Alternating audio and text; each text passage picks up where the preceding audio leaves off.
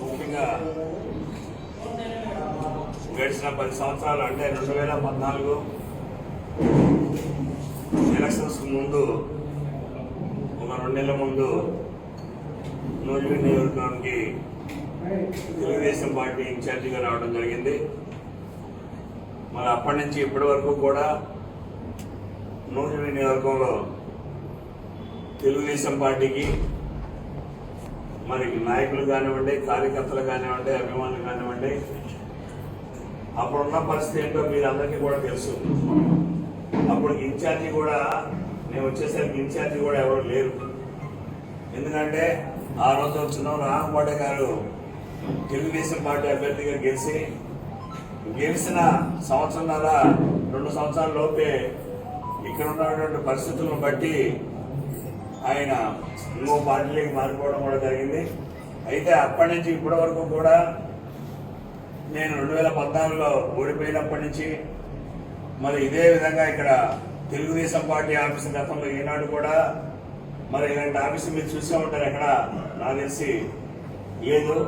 కానీ ఇక్కడ ఈ ఆఫీసు బిల్డింగ్ కట్టించడం కానివ్వండి, ఆఫీస్ స్టాఫ్ కానివ్వండి, అన్ని కార్యక్రమాలు అన్నీ కూడా రాష్ట్రంలో తెలుగుదేశం పార్టీ ఏదైతే మరి ఏవి పేర్పించిందో అవన్నీ కూడా ఎక్కడ ఆపకుండా ప్రతి కార్యక్రమం కూడా నిర్వహించడం కూడా ఈ ఆఫీసులో జరిగింది.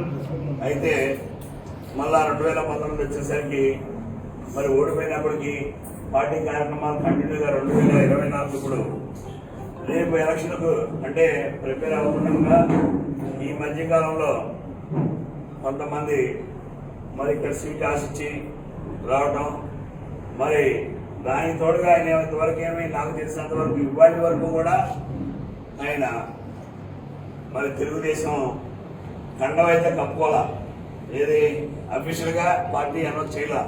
కానీ ఇవాళ ఆయన్ని మరి ఇక్కడ ఇన్ఛార్జిగా ఇచ్చారని చెప్పేసి ఇప్పుడే అచ్చెన్నాయుడు గారు సెల్లు పెట్టడం జరిగింది. మరి ఆ పదవికి ముందుగా నేను రాజీనామా చేస్తున్నాను. అదేవిధంగా తెలుగుదేశం పార్టీకి కూడా ఇప్పటి వరకు ఈ 10 సంవత్సరాలు నన్ను ఆదరించినటువంటి అభిమానులు కానివ్వండి, తెలుగుదేశం పార్టీ నాయకులు కానివ్వండి, కార్యకర్తలు వాళ్ళందరికీ కూడా మనస్ఫూర్తిగా అభినందన తెలియజేస్తూ, కానీ ఇలాంటి కార్యక్రమంలో ఒకటే మేము అడుగుతున్నాం, ఏదైనా ఒక జడ్జిమెంట్ అయినా సరే, ఏ వ్యక్తి అయినా ఒక ఉరిశిక్ష చేసేటప్పుడు కూడా ఆ జడ్జి అడుగుతాడంట, అరే బాబు నీకు ఆఖరి కోరిక ఏదన్నా ఉందేమో అని అడుగుతాడంట. అది కూడా అడగకుండా మరి ఇటువంటి కార్యక్రమం చేపట్టినందుకు చంద్రబాబు నాయుడు గారికి, అదేవిధంగా ఈ రాష్ట్రంలో అధ్యక్షులుగా ఉన్నటువంటి అచ్చెన్నాయుడు గారికి, అదేవిధంగా గతంలో నాకు సీట్ ఇప్పించి ఇవాళ సీట్ లేకుండా పోరాడి కూడా కొంతమంది కారణమైనటువంటి వాళ్ళలో యనమల రామకృష్ణ గారికి, వాళ్ళందరికీ కూడా మీ ద్వారా మరి నమస్కారాలు తెలియజేస్తూ, మీకు మీ పార్టీకి నమస్కారాలు తెలియజేస్తూ సెలవు తీసుకుంటున్నాను.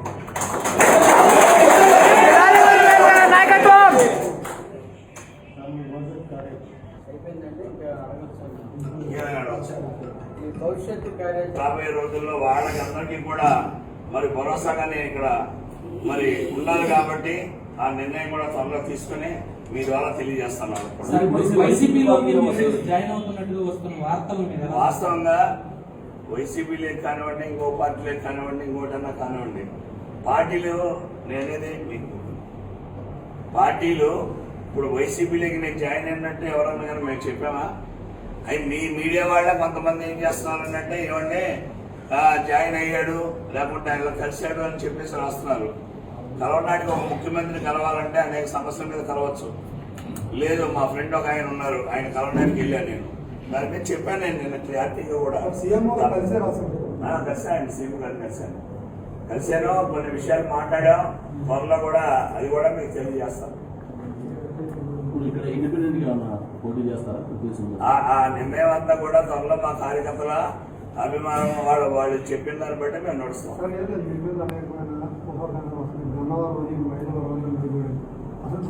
ఆ ఊహాగానాలన్నీ చెప్పేది ఎవరు స్వామి? ఎవరు చెప్పారు? నేను చెప్పానా? నా ఆలోచన మీరు అడిగితే చెప్పేవాడినప్పుడు మీరు అన్ని వేసేసేసి ఇప్పుడు అన్నది ఏం ఉపయోగం?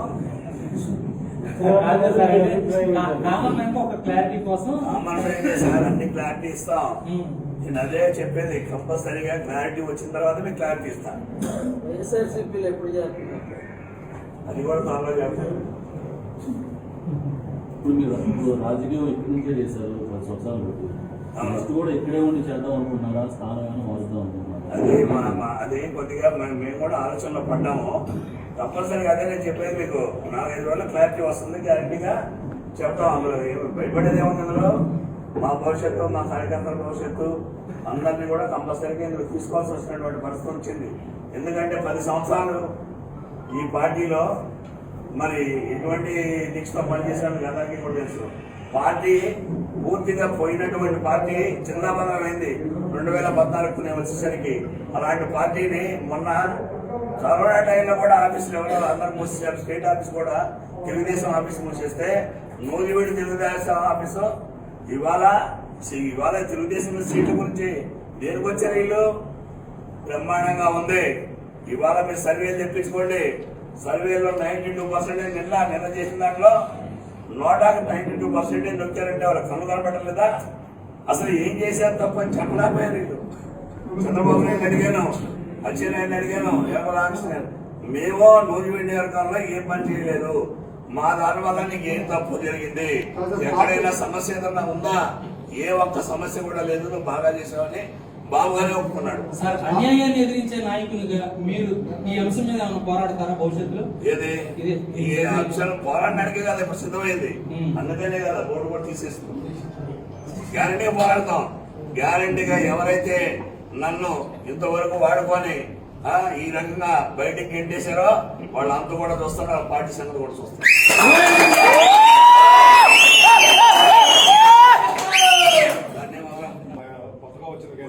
అమ్ముకున్నదో సంచులు మోసుకున్నారో నేను చూడదు నేను చేస్తాను.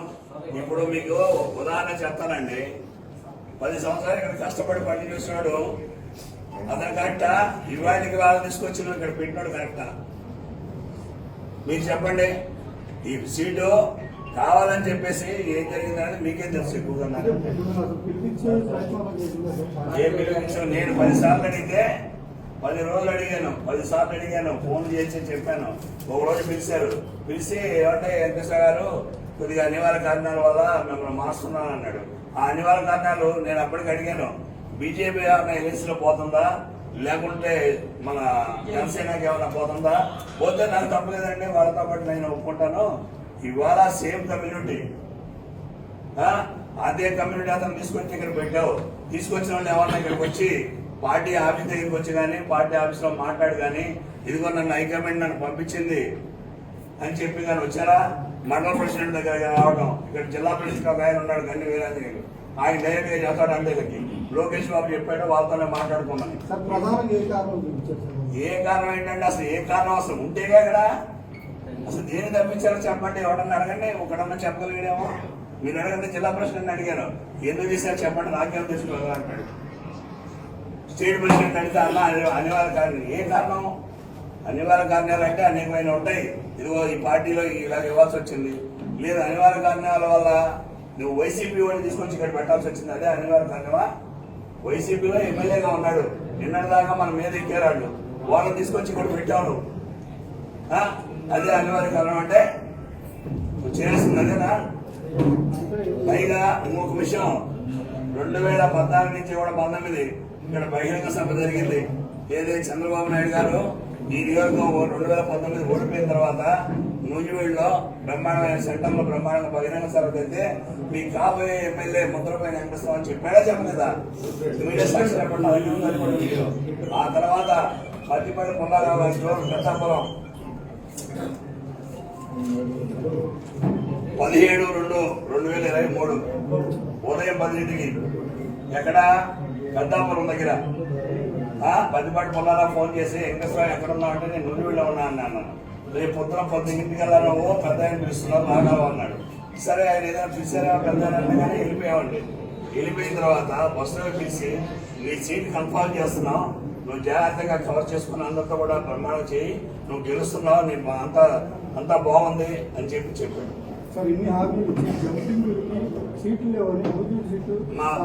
మా పార్టీలో నాకు ఇప్పుడు అర్థమైంది ఏంటంటే ఏదైతే చెబుతారో అది చేయరు. ఇప్పుడు నాకు ఉదాహరణకి నన్ను తీసేనని నేను ఒక బీసీని,